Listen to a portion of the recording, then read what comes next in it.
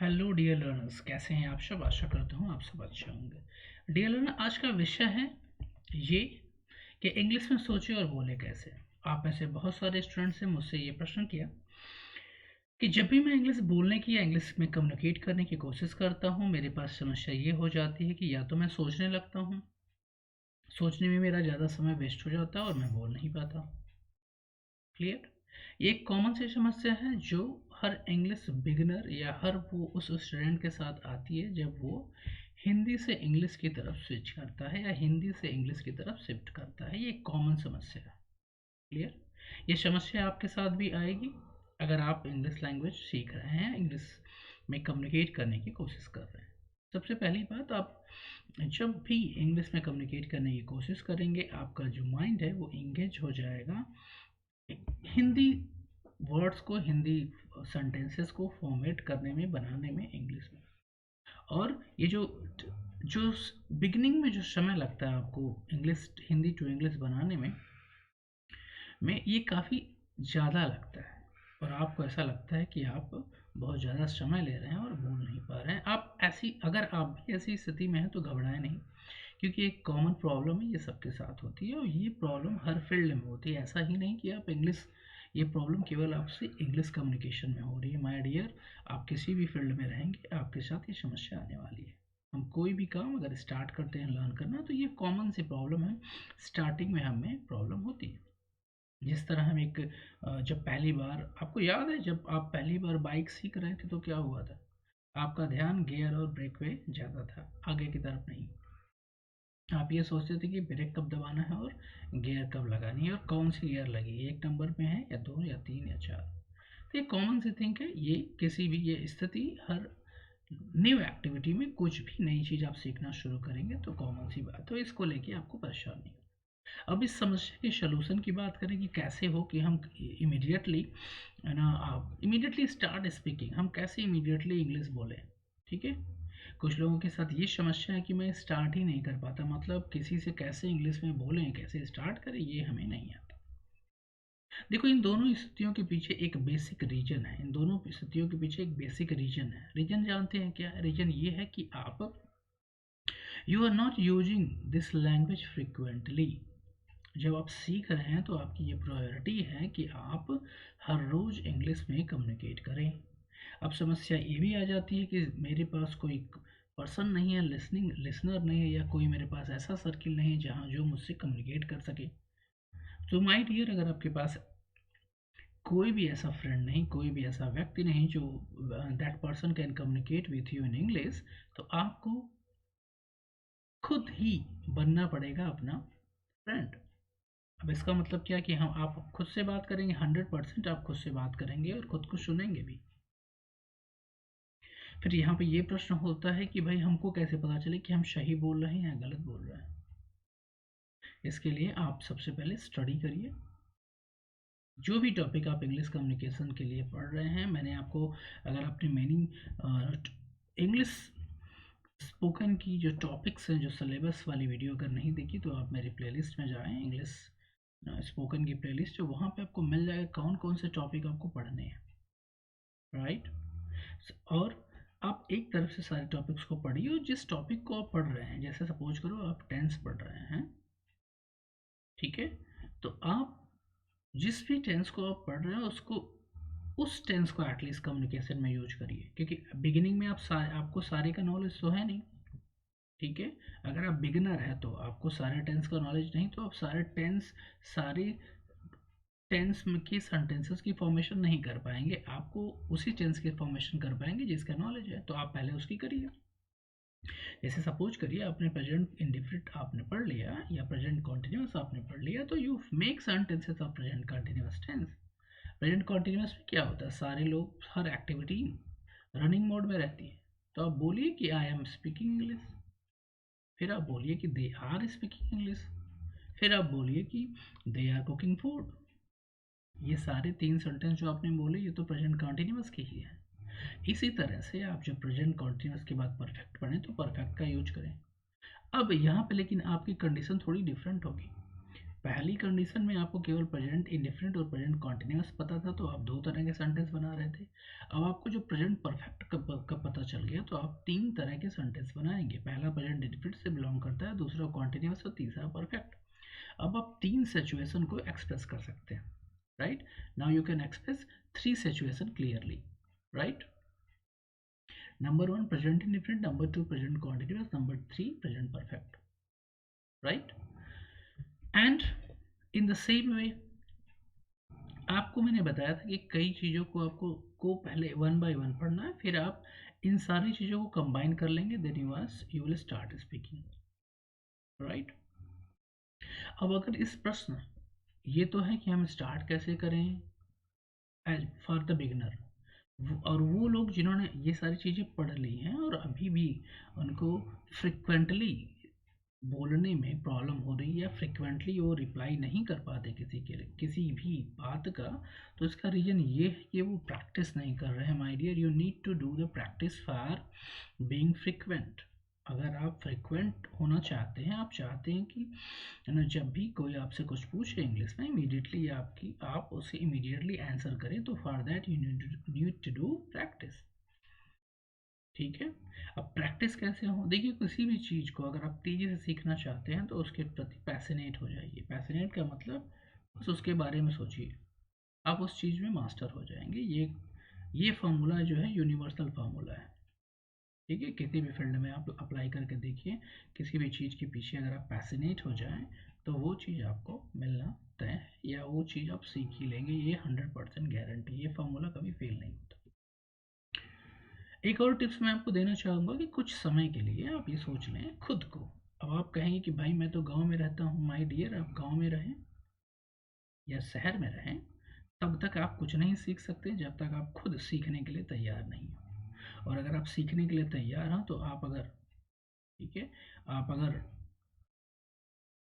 हिमालय पर्वत की पहाड़ियों में रहेंगे तब भी सीख लेंगे, जहाँ नेटवर्क भी नहीं आता, क्लियर।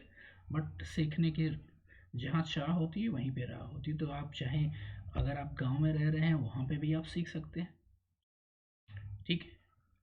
और वो बच्चे जो आर लिविंग इन विलेज, आप कभी भी अपने आप को ये ना समझे कि आपको इंग्लिश नहीं आती या आप किसी से भी कमज़ोर या इन्फीरियर हैं। माय डियर, आप कुछ भी सीख सकते हैं, बस आपको लगन की ज़रूरत है, आपको सीखने की ज़रूरत है। और जो इंग्लिश भाषा है ये सबसे आसान भाषा है, क्लियर। अब प्रश्न ये है कि सर सोचे कैसे, जब आप ये सारी चीज़ें प्रोसेसिंग, अब सोच क्यों नहीं पाते, उसके पीछे रीज़न ये है कि आपको बेसिक ही नहीं पता। आपको, आपके पास वो वेपन ही नहीं है, जैसे वो नॉलेज ही नहीं है लैंग्वेज कम्युनिकेशन की जिससे आप बोल पाएँ। इसीलिए आपकी, जब आप सोचने की कोशिश करते हो तो आप फंस जाते हो, हैंग हो जाते हो। तो सबसे पहला काम आप ये करिए कि वो सारे टॉपिक्स पढ़ लीजिए जो मैंने आपको बताए थे। अगर आपने वो वीडियो नहीं देखी उसको देखिए। इंग्लिश कम्युनिकेशन के लिए आपको पूरी ग्रामर की नॉलेज की ज़रूरत नहीं है my dear. You need to know certain सब things like tense, active passive, question tag, right, type of sentences, verb form, modals, active and passive voice, narration, ये सारी चीज़ें, प्रीपोजिशन, कंजक्शन, ये सारी चीज़ें आपको पता चल जाएगी तो आप कुछ इंग्लिश कम्युनिकेशन बहुत ही ईजी हो जाएगा। अब आप में से बहुत सारे लोग ऐसा सोच रहे होंगे, बाप रे बाप ये तो बहुत ज़्यादा है, इतना इंग्लिश ग्रामर कौन पढ़ेगा। माय डियर, ये जो सारे टॉपिक्स मैंने आपको बताए, आपको बहुत सारा नहीं पढ़ना है। जैसे टेंस लिमिटेड है, प्रीपोजिशन अनलिमिटेड है, मतलब बहुत सारे हैं, तो आपको सब मेमोराइज नहीं करना है। जब हम कम्युनिकेट करते हैं तो कुछ निश्चित प्रीपोजिशन हैं वो बार बार रिपीट होते हैं। जैसे देखो, टेंस लिमिटेड है, एक्टिव वॉइस लिमिटेड है, नरेशन लिमिटेड है। आप कहोगे सर कंजक्शन बहुत सारे हैं, बहुत सारे नहीं याद रहे मत करो ना, लिमिटेड तो याद करो जो फ्रिक्वेंटली यूज होते हैं। प्रीपोजिशन भी आप सर्टेन प्रीपोजिशन याद कर लो, सब मत याद करो। वर्ब की फॉर्म याद करना पड़ेगा आपको। एक ही साथ सारी चीज़ें नहीं मेमोराइज करनी है, आप 1 बाय 1 याद करिए, 1 बाय 1 प्रिपेयर करिए। लेकिन जब when you will start speaking my dear, तो ये सारे कंबाइन होके आपके साथ एक साथ आएंगे, ठीक है। अब जैसे देखो, एक छोटा सा एग्जांपल दे रहा हूँ मैं अगर कहूँ दिस इज माय लैपटॉप, यहाँ पे मैंने देखो क्या क्या बोला, this is my laptop, 5 words मैंने बोले। दिस क्या है, एक डेमोस्ट्रेटिव आर्टिकल है, ये इंडिकेट करता है कोई चीज़ है, पास में है। इज मैंने बोला, ये क्या है, एक हेल्पिंग वर्ब है। माई मैंने बोला, ये प्रोनाउन की क्या कौन सी केस है, आई की पोसेसिव केस है। आई प्रोनाउन से रिलेटेड है और ये पोसेसिव केस है। अब पोसेसिव केस का मतलब ये बता रहा है भाई कि ये मेरा है। अगर मुझे कहना है कि ये आपका लैपटॉप, तो मैं क्या बोलूँगा, दिस इज योर लैपटॉप। अगर मुझे ये कहना है कि ये अमित का लैपटॉप है, तो दिस इज अमित लैपटॉप, या दिस इज हिज लैपटॉप। अगर मैं नेम नहीं इंडिकेट करूंगा तो मैं हिज कह दूंगा, या किसी गर्ल का है तो हर बोल दूंगा। अब इस छोटे से सेंटेंस में देखिए, जिसमें 5 वर्ड आ रहे हैं, इसमें 5 थिंग्स इन्वॉल्व। हेल्पिंग वर्ब आ रहा है, जिसका नॉलेज आपको 10 से मिलेगा। फिर कौन आ रहा है, फिर नाउन आ रहा है, फिर प्रोनाउन आ रहा है। प्रोनाउन की 4 केसेस होती हैं, तो ये बेसिक सारी चीज़ें आएंगी। अब सडनली 1 सेकंड में तो ऐसा ऐसा हो नहीं सकता कि आप सारे प्रिपेयर कर लें, है ना। आपको 1 बाय 1 प्रिपेयर करना है, तो ये थोड़ा सा टाइम लेगा आपको। You have to learn also, and you have to क्या, you have to speak also. दोनों साथ साथ में, learning and speaking you have to do together.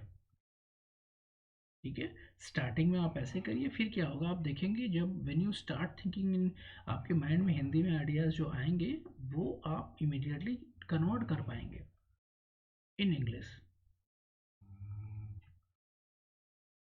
ऐसा इसलिए हो रहा है, आपको करना पड़ रहा है, क्योंकि यू आर फ्रॉम, आपकी जो नेटिव लैंग्वेज है वो आपकी हिंदी है। आप ज़्यादा हिंदी बात करते हैं, तो आपको इंग्लिश में स्विच होते हुए थोड़ा सा टाइम लगेगा। जैसे ही आप इसको सीख लेंगे, फिर आप फ्रिक्वेंट हो जाएंगे, you will take second in speaking anything.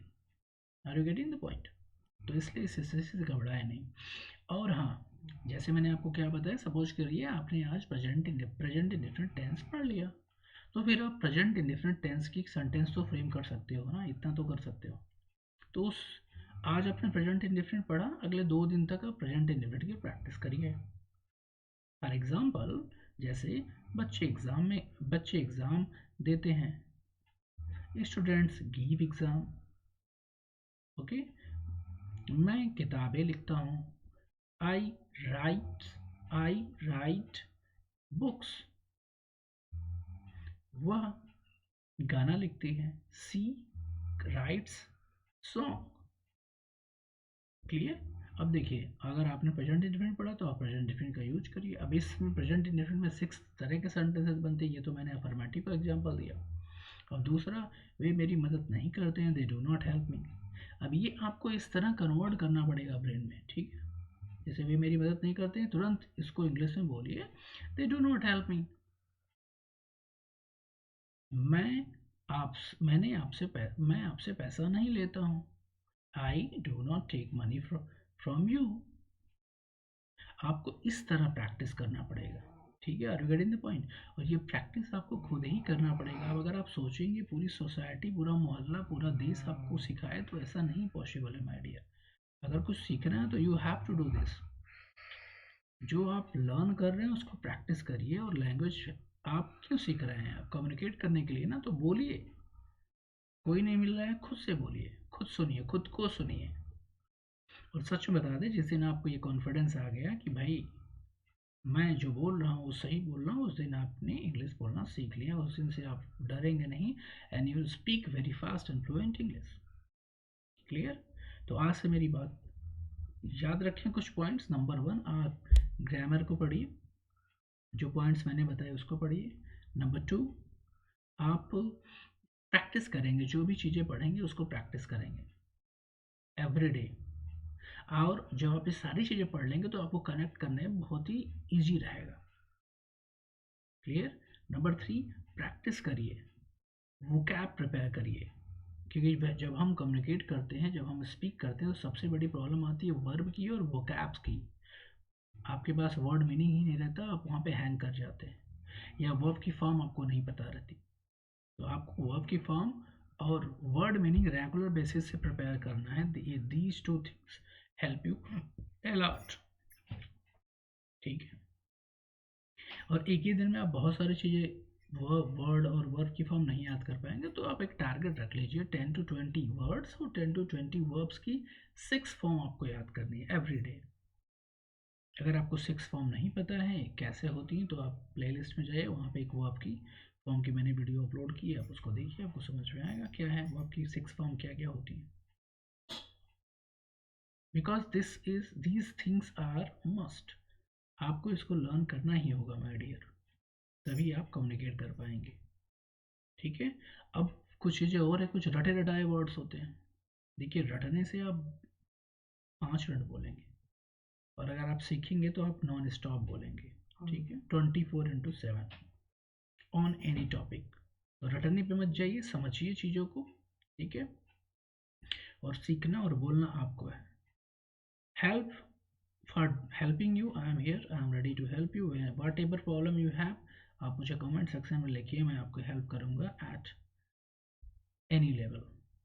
But आप सीखने के लिए तैयार होंगे तभी, otherwise nobody can help you, even Almighty God. So good luck, see you in the next video. Till then, keep watching, keep studying, best of luck.